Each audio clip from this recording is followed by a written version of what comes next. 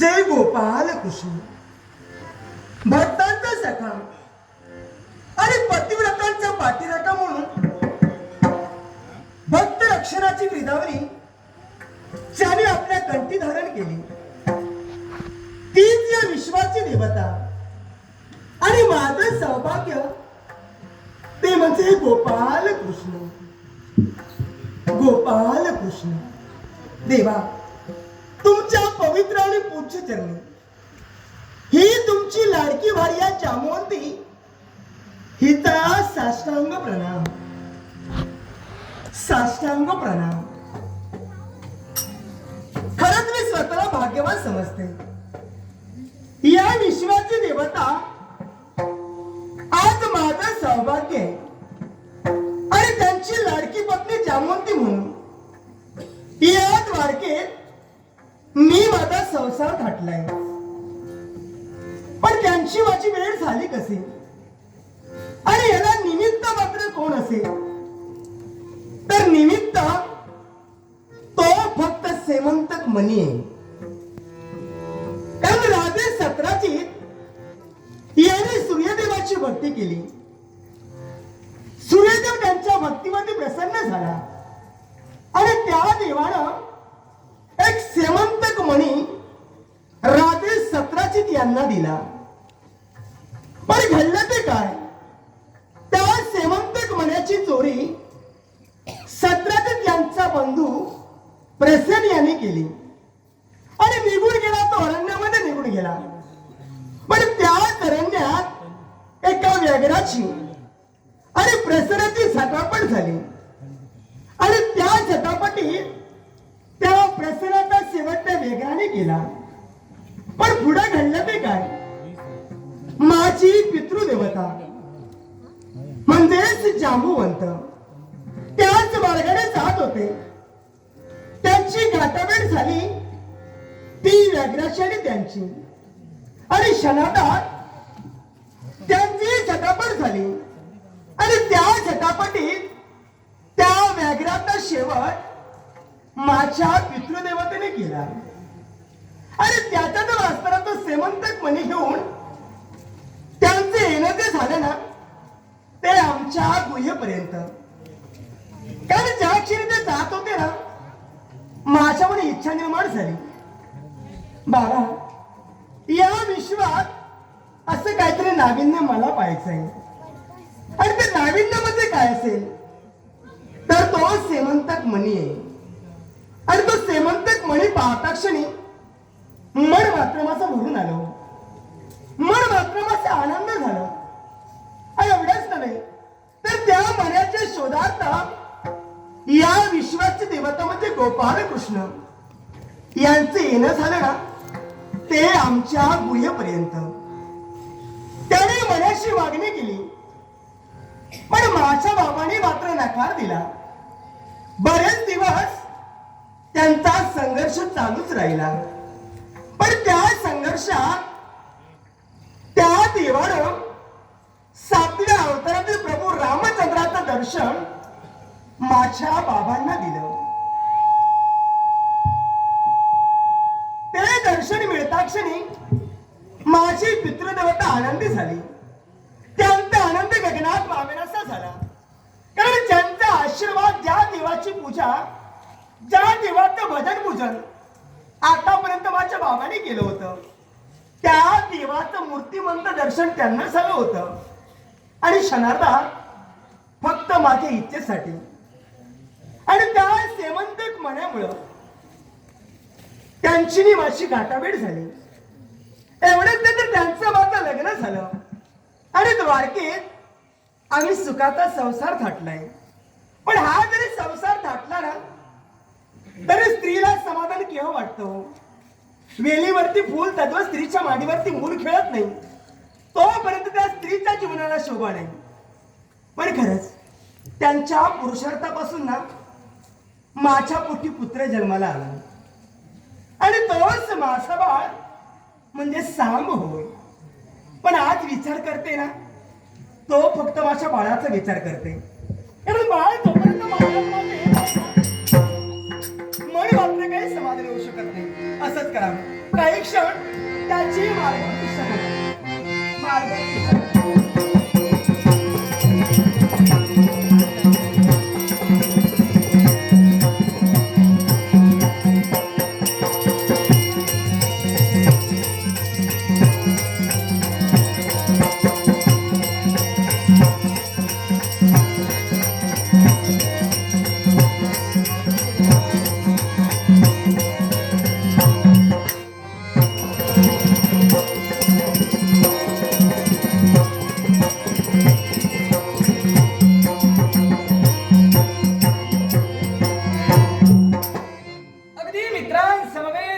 खेळता वेळ कधी निघून गेला माझ्या ध्यानी सुद्धा आलं नाही. पण काही का असेना क्षणभर माझ्या मातृदेवतेची मला आठवण झाली आणि लगबगीने आईपर्यंत धावलोय. पण प्रथम आईला हार दिला. अगं ए आई, तुझा हा लाडका साप तुझ्या दर्शनासाठी आलाय. वाट पाहते ना, तुझीच वाट पाहते. तुझं मुखकमल मी पाहत नाही ना, ही आईचं मन काही समाधानी होऊ शकत नाही. पण आई, काय माझं नित्याचं कर्तव्य कोणतं असेल? अगं माझं सारं विश्व कुठं सामावलं असेल? तर केवळ या तुझ्या दोन चरणात. काय आणि जोपर्यंत या तुझ्या दोन्ही चरणांचा आशीर्वाद जोपर्यंत मी चाखत नाही तोपर्यंत माझ्या मनाला समाधान नाही. आणि म्हणूनच मला एकच म्हणावंसं वाटतं, काय चरणी सेवा अर्पितो आता शुभवर मज.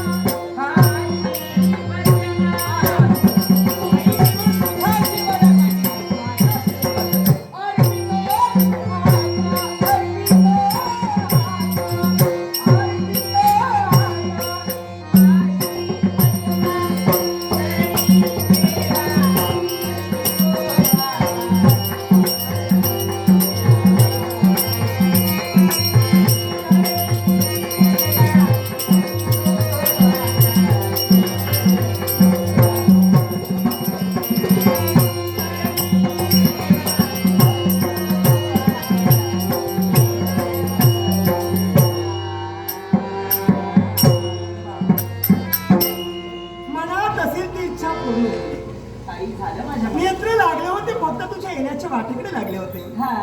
माझा बाळ माझ्या बाळात केव्हा येतोय आणि त्याचं दर्शन केव्हा घेते असं सारखं चालू होतं. आई, तुझ्या या मूर्तीचं दर्शन घेतल्यानंतर काय माझं मन मला एकच सांगतंय. काय ते? आणि ते काय सांगत असेल? काय सांगते? आई, माझं सारं विश्व, माझं सारं सुख कशात असेल तर आई केवळ या तुझ्या हास्य वदनाकडे आहे ग. हा, जे संस्कार आम्ही तुझ्यावरती केले त्या संस्काराला तू केव्हाही कलंक लावू शकत नाही. तेवढा विश्वास माझा तुझ्यावरती आहे. पण बाळा, तुझी पावलं इथं पडली, पण मी जो विचार करते ना, तुझ्या बाबांचा विचार करते. माझ्या बाबांचा? अरे बरेच दिवस झाले माझ्या मला त्यांची पावलं पडली नाही. आता कुठं कुठं दर्शन देतात काय माहिती. हो, अगं मला सुद्धा कधी त्यांचं दर्शन घेतो असंच झालंय. असं झालंय ना, मग मी तोच विचार करते. पण एवढा विलंब, पण दर्शन होणार कसं, कधी होणार, केव्हा होणार? अजिबातच त्याला चिंता नाही राहते. मी एवढी वाट पाहते, पण याचं आहे ना भाषा मला झालं. अगं पण येणार कधी ते? असू द्या, येऊ दे, थोडा वेळ करेल ना, त्यांची मार्गदर्शन करेल.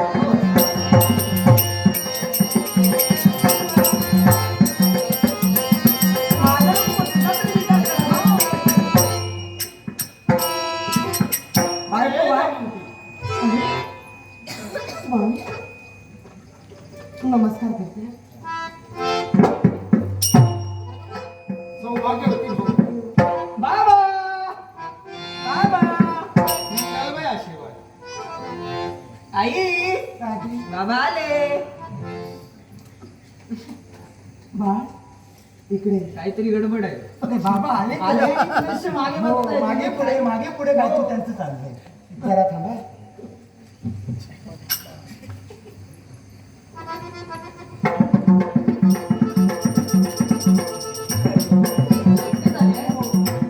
सवंगडी बाहेर कुठे दिसत नाही. मग हे असे काय करताय? काय हो काय मागे पुढे काय चाललंय काय तुमचं? आणखी कोण येत आहे? घेऊन येऊ. अरे बाबा थांब तरी. काय घेऊन येऊ? हे चांगलं चाललंय. घेऊन येऊ काय? जरा थांब. काय चाललंय तुमचं? पुढं नाही तुम्ही असं काय दिसतंय? याला कारण आहे. काय ते काय झालंय का? बऱ्याच दिवसाचा कालावधी लोटला तुझ्या भेटीसाठी मला येता आलं नाही तेच म्हणते मी. हात आणि म्हणून मला चुकल्यासारखं वाटू लागलं.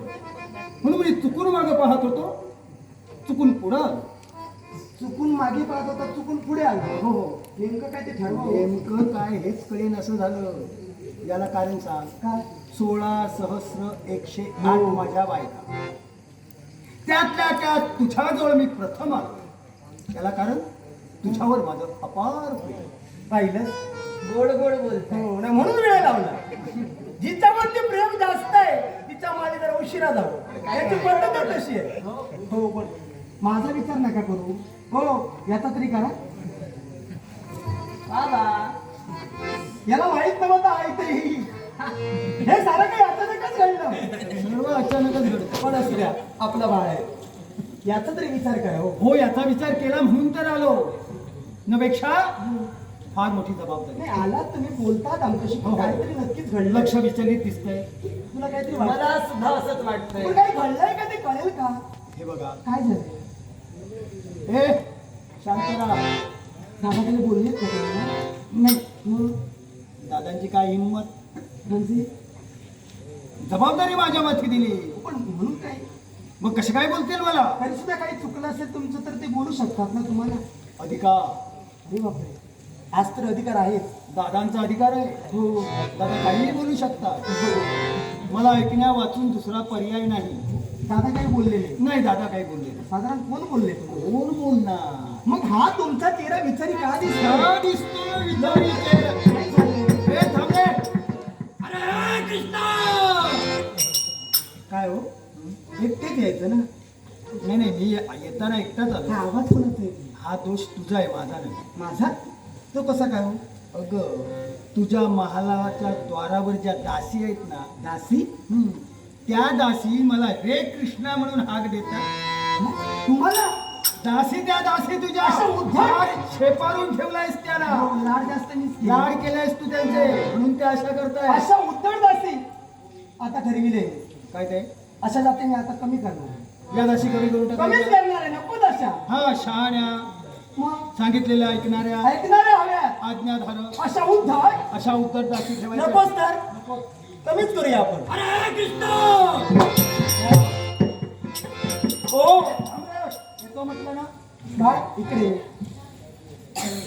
काय चाललंय का तुझ्या बाबांचं? ते इथे आले पण त्यांचं मन मात्र इथे नाही. म्हणून काय झालंय ते सांगा ना मला. जांभूवंती, हो.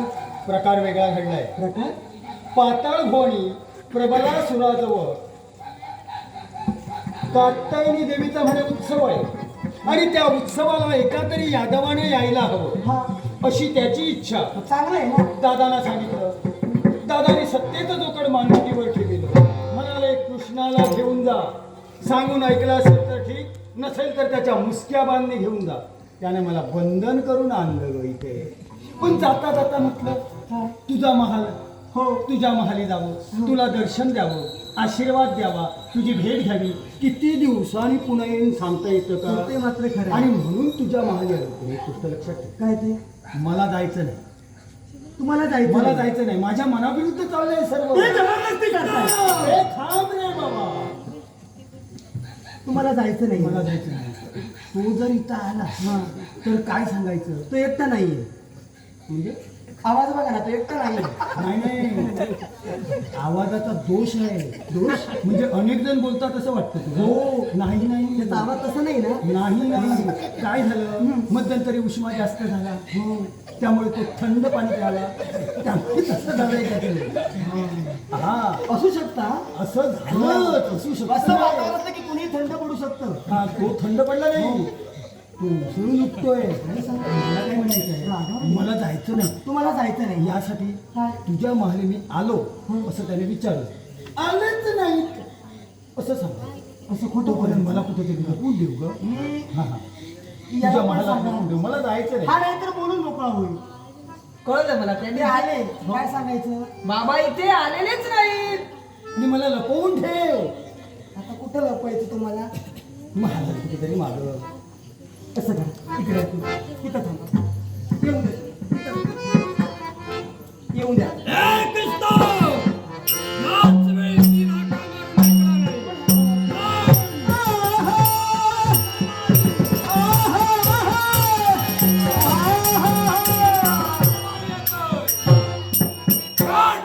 सदनाच्या द्वारावर येऊन टेपलोय. याच द्वारातून कृष्ण सदनी गेला असेल. हाक देऊन ऐकला नाही. ओके. द्वारावरूनच हाक देणं इष्ट होय. अहो वहिनी. वहिनी माझ्या नावानं बाजारात थांबा. कोणाला ते बघते. अहो वहिनी. अरे भावाजी तुम्ही मदत कशी काय हो येताना जरा संदेश दिला असता तर फार बरं झालं. फारच दूर द्वारावरूनच आई तुमच्या स्वागताची तयारी केली असती हो. ओ स्वागत करणार. स्वागत तुम्ही करणार. हो. तीळ मात्र शंका नाही. असं अचानक कसं काय. पण आज अचानकच आलो. बरं केलं आला. हो या तरी आत तरी या. आधार तिथ्य. या या असू द्या, या असू द्या, या. असू द्या, असू द्या. बसा बसा बसा बसा बसा. बऱ्याच दिवसांनी आली. हा भाऊजी हो तुझे काका हो असं करूया त्यांच्या भोजनाची जय्यत तयारी लवकरात लवकर. जागा सोडला हो भाऊजी. तुमच्या भोजनाची मी तयारी करण्यासाठी जात होते. तुम्ही जागा सोडला. तुमची जागा स्थिर नाही की काय. पाहतोय कुठे. हा बाळा आहे माझा. ओळखला. ओळखतो. बरेच दिवस झाले इकडे कुठे आला नाही तुम्ही. बघा केवढा मोठा झालाय. आशीर्वाद आशीर्वाद. काका म्हणाला. हो काका. यावेळी पाताळ दैत्य इथवर का आला असेल. तेच म्हणते मी. वहिनी हा जो या द्वारातून आत आला हम्म. तुमच्या सदनी आला हा तो पुनश्य गेला कुठे. इथंच आहे. हो हा काय बाळ महालात आला तो आताच आहे. बाहेर कुठे झाला. हा तुमचा पुत्र नव्हे. कुणाचं सांगताय. तुमचा पतिदेव कृष्ण. काय आत आले. या द्वारातून आत आले. हो भावाजी मी सुद्धा त्यांना शोधते. काय शोधताय काय. यालाच शोध. हो ते माझ्या मनात आले नाही. बरेच दिवस त्यांची वाट पाहते मी. मलाही त्यांचं दर्शन हवंय आणि यालाही हवंय. ते इथं आले होते का. आलेलेच नाही. हा कधी खोटच बोलत नाही. मग द्वारावरून ज्यावेळी मी हाक देत होतो हा मूर्ख म्हणून. आता तुम्हाला माहिती कसं नाही का. तुम्हीच मनात हाक देत होतो तो का मूर्ख म्हणून काय. आता मला कसं कळणार ते. यावेळी हा त्यांच्या सभेत मी आलो होतो. कृष्णाच्या मुखातून निघालेला शब्द. त्यांच्यासोबत तुम्ही होता. मग तुमची नजर त्यांनी चुकविली आणि ते गेले. या द्वारातून गेला नाही. दोष तुमचा आहे. का म्हणून. भाऊजी मला सांगा त्यांची की तुमची बऱ्याच वर्षाची मैत्री आहे. होय. मित्र तुमच्या सोबत होता. आता तुमची नजर चुकून मित्र गेला.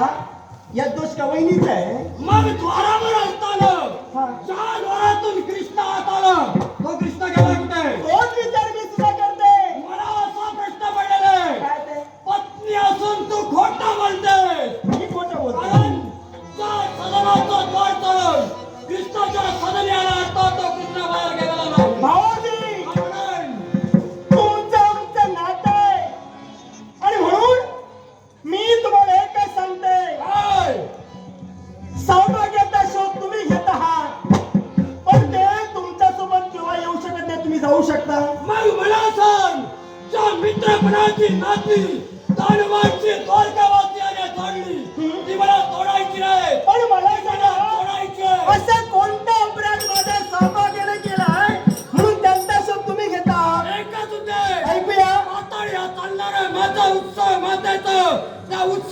उत्सवासाठी त्यांना नेतोय.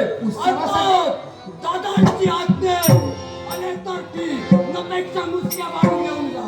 दादांची तुम्हाला आज्ञा आहे. होय. त्यांनी सांगितलं म्हणून जबरदस्ती तुम्ही करत आहात. पण त्यांची जर इच्छा नसेल ही जबरदस्ती का? इच्छा आज्ञा दादांच्या अर्थात वर्गवासियांच्या आज्ञानुसार मी माझं वर्तन करतोय. याच वेळी त्यांचं काय करतोय. भाऊजी, तुमच्या नेत्रासमोर ही जामवंती उभी आहे. ज्याप्रमाणे तुम्ही हट्टी आहात त्यापेक्षाही मी हट्टी आहे. आणि म्हणूनच माझ्या जीवनात भरते गोष्ट घेऊ द्या. पण माझ्या सौभाग्याला मी माझ्या मनातून केव्हाही पाठविणार नाही. ऐक म्हणतो काय ते? कृष्णाला नेण्यासाठी आलं. त्याच्याशी घडवळ युद्धानं त्याला बंदिस्त केलं. एवढा शक्तिवान तू तर एक स्त्री आहे याचा भान ठेवून माझं शिकव. या विश्वास स्त्रीला कमी कमी समजू नका. स्त्री या शब्दाचा अर्थ पुढे असा होतोय स म्हणजे संयम आणि त्रि म्हणजे त्रिवेणी. सत्य, सदाचार आणि सहनशीलता या त्रिवर्गातून जाते. तीच खरी स्त्री होय. आणि म्हणून मला तुमच्याशी वाद घालायचा नाहीये. या माझ्या मनात तुमचं आणि माझं भांडण नकोय. तुम्ही जाऊ शकता. या तुझ्या माल्याला तर एकाच उद्देशानं वैरासाठी नव्हे वैतम्य मिटवायचं आहे. कारण माझ्या मातेचा उत्सव हा यथोचित पार पडायला हवंय. असं जर तुम्ही तुमच्या जीवनात वागलात ते हे वैर मिटणार नव्हे. हे आता वैर पेटणार आहे. मग असं असेल पेटल्या तरी चालेल याची चिंता मला नाही. तुझ्या अंगी तुझ्या पतीचा स्वाभिमान निर्माण. मग याची जर चिंता तुम्हाला नसेल भाऊजी, होय. ज्या भाऊजींचा मी आदर सत्कार करू शकते, ज्या भाऊजींचं मी पूजन करू शकते, ज्या भाऊजींची मी पूजा करू शकते, त्यांची उत्तर पूजा करायला मला वेळ लागलेला नाही हा? मग लक्षात ठेव ज्या उत्तर पूजेसाठी तू वेळ हा चालून तुझ्या समोर आलेले. एवढी तरी हिंमत तुमच्या अंगी असेल आणि तुम्हाला जर तुमच्या सत्य करायचं असेल, आज माझ्या तुम्ही शस्त्र घेतलंय सांगून जर ऐकत नसाल एक भाऊजी कमी होईल हा? एक लक्षात ठेव याच वेळी पतीचा स्वाभिमान अभिमान याच वेळी फटे फटे फटे होऊ दे तुमचा मनाचा यश. अपराधाने रांगण भरले धाव हरी सत्वरी. अपराधाने रांगण भरले, अपराधाने रांगण भरले, अपराधाने रांगण भरले धाव हरी सत्वरी. कासावी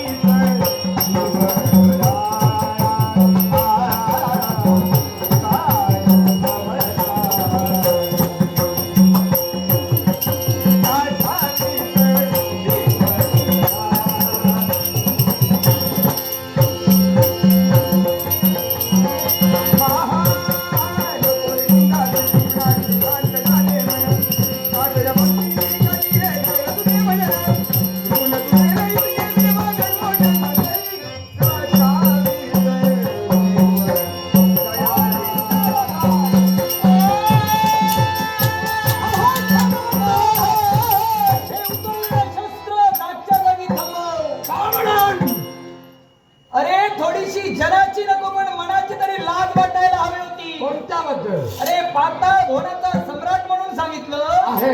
आणि सम्राटाचं ज्याला कर्तव्य समजत नाही त्याने सम्राट म्हणून सांगण्याचा त्याला अधिकार होत नाही. पण ज्या उद्देशाने पावलं ठेवले तीच उद्देश पूर्ण होत नाही तोपर्यंत मात्र गोड नाही. हे मात्र तू लक्षात ठेव. मग त्याच प्रतीने तू सुद्धा लक्षात ठेव ज्या माझ्या बाबांच्या शोधासाठी आलाय ते मिळणं काला परत काही शक्य नाही. ऐक म्हणतोय तुझा पिता करू शकला नाही. तुझी माता माझ्या समोर तुला ठरली. पुत्रा तू तर जन्मदाता त्यांचा हा काळ तुझ्या नेत्रासमोर व्हायला मग असा जर काळ माझ्या नेत्रासमोर उभा राहिला असेल काळचा जबडा फाडण्यासाठी सर्व तत्पर आहे. ज्या जबड्यात हात घालतील त्याबद्दल माझ्या दंडाने तो अर्थ छेदला